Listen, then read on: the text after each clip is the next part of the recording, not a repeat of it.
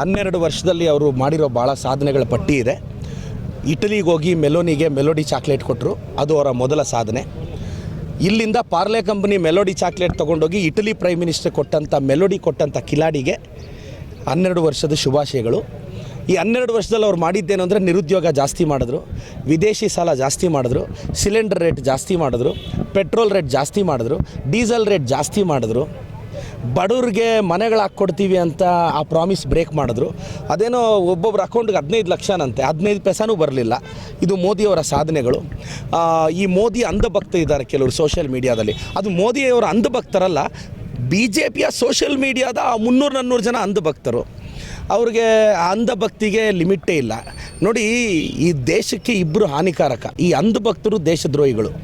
ಈ ಮೋದಿಯವರ ಅಂಧಭಕ್ತರು ಈ 12 ವರ್ಷದಲ್ಲಿ ಏನು ಮಾಡಿದ್ರು ಅಂತ ನಾವಿಟ್ಟಿರೋ ಕಾಂಗ್ರೆಸ್ ಸರ್ಕಾರದಲ್ಲಿ ಇಟ್ಟಿರೋ ಹೆಸರುಗಳಿಗೆ ಹೆಸರು ಚೇಂಜ್ ಮಾಡಿದ್ದು ಬಿಟ್ಟರೆ ಇನ್ನೇನೂ ಮಾಡಿಲ್ಲ. ಮೋದಿಯವರು ಅದೇನೋ 400 ಪಾರ್ ಅಂದರು, 300 ಪಾರು ಆಗಲಿಲ್ಲ. ಸೊ ಮೋದಿಯವ್ರಿಗೆ ಇನ್ನೊಂದು 3 ವರ್ಷ ಇರ್ತಾರೇನೋ ಪ್ರೈಮ್ ಮಿನಿಸ್ಟರ್ ಆಗಿ, ಅದು ಗೊತ್ತಿಲ್ಲ. ಚಂದ್ರಬಾಬು ನಾಯ್ಡು ಅವ್ರು ಯಾವಾಗ ಕೋಪ ಮಾಡ್ಕೊತಾರೋ, ನಿತೀಶ್ ಕುಮಾರ್ ಅವ್ರು ಯಾವಾಗ ಕೋಪ ಮಾಡ್ಕೊತಾರೋ ಗೊತ್ತಿಲ್ಲ. 2029ಗೆ ಇಂಡಿಯಾ ಕೂಟ ಬರುತ್ತೆ, ರಾಹುಲ್ ಗಾಂಧಿ ಅವರು ಪ್ರಧಾನಿಗಳಾಗ್ತಾರೆ. ಮೋದಿಜಿಯವರೇ ಇನ್ನೊಂದು 3 ವರ್ಷ. ಪಾಪ ಎಲ್ಲೋದ್ರೂ ಮೋದಿ ಮೋದಿ ಅಂತಲೂ ಕೂಗೋರಿಲ್ಲ ಮೊದಲಾದರೆ. ನೋಡಿ, ಕರ್ನಾಟಕದಲ್ಲೇ ನನ್ನ ಮಾಧ್ಯಮಗಳಲ್ಲಿ ನೋಡ್ತಿದ್ದೆ, ಅವ್ರು ಬಂದರೆ ಏನು ಹೈಪು. ಇವಾಗ ಮೋದಿಯವ್ರು ಯಾವಾಗ ಬಂದರು, ಯಾವಾಗ ಹೋದರು, ಯಾರಿಗೂ ಗೊತ್ತಾಗಲ್ಲ. ನೀವು ಕವರೇಜ್ ಕೊಡೋದು ನಿಲ್ಲಿಸ್ಬಿಟ್ಟಿದ್ದೀರಾ. ಕವರೇಜ್ ಕೊಡಬೇಕು ಅಂದರೆ ಡೆವಲಪ್ ಆಗಿರಬೇಕಲ್ಲ.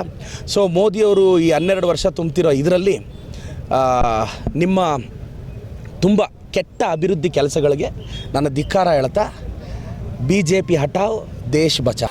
ಈ ವಿಡಿಯೋ ನಿಮಗೆ ಇಷ್ಟವಾದಲ್ಲಿ ಲೈಕ್ ಮಾಡಿ, ಶೇರ್ ಮಾಡಿ, ಸಬ್ಸ್ಕ್ರೈಬ್ ಮಾಡಿ.